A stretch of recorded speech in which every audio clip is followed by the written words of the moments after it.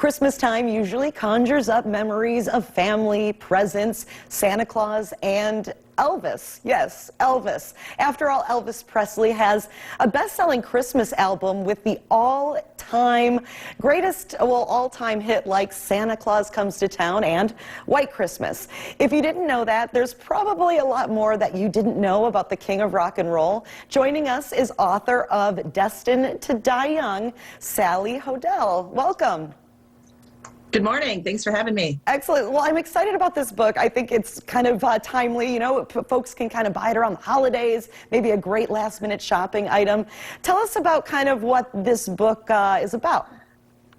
Absolutely. The goal of this book, is kind of to restore Elvis Presley's humanity, because he is still recognizable around the world by his first name and his image alone. And in some respects, it makes him so iconic that we forget he was a real person with a real story. And what this book focuses on is his health issues, because his story has long been told as one of self-destruction, and it really was a struggle to survive, and first through extreme poverty, and then fame like no one had experienced before, and then through a series of health ailments. And that's really what the focus is of this book. It talks about how he struggled through those health ailments, how they are, he turned to the prescription medication to self-medicate in the beginning, and it worked because he was dealing with all this. So by the time he passes in 1977, he has disease or disorder in 9 of the 11 systems of the body. And he really was a very ill man, and it really hasn't been talked about before this.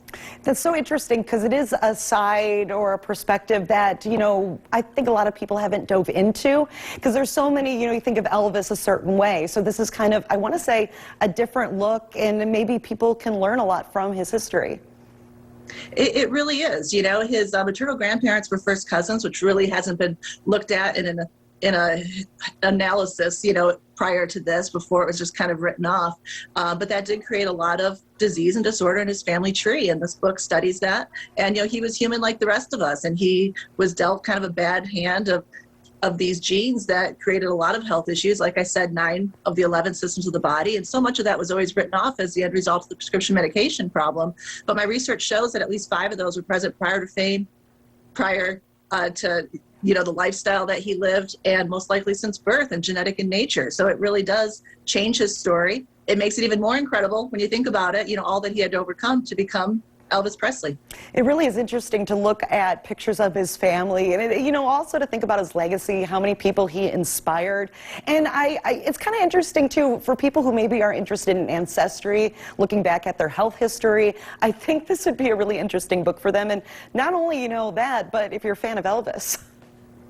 Absolutely. Elvis's story has been sensationalized a great deal over the last many decades that he's been gone. And this is a layer of truth that really does humanize him. And like you said, we all have family trees. We all have issues within our family trees.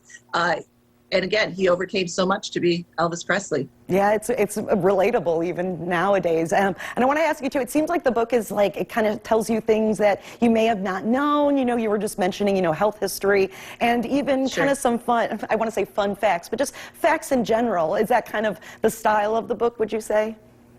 Yeah, the whole goal was to, again, restore his humanity, but also to kind of put a lot of the falsehoods to bed, because he is so iconic in nature that so many things have just kind of become known as fact in pop culture, especially over the last many decades. So it tries to address all that, really rooted in truth. It's research, fully cited. All of that was so important, because we have looked at Elvis for so long through the narrow lens of sex, drugs, and rock and roll. And he really needs to be looked at as a historical figure, because he culturally shifted our universe, in such a big way. Yeah, that is an interesting perspective. Where can we go if we want to get the book?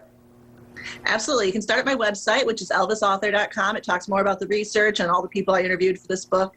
And those copies are signed, but it's also available on Amazon. Excellent. Thank you for being with us today. Thanks for having me. Have a great day. Thanks, you too. We're back with another check of your First Alert forecast and headlines coming up. But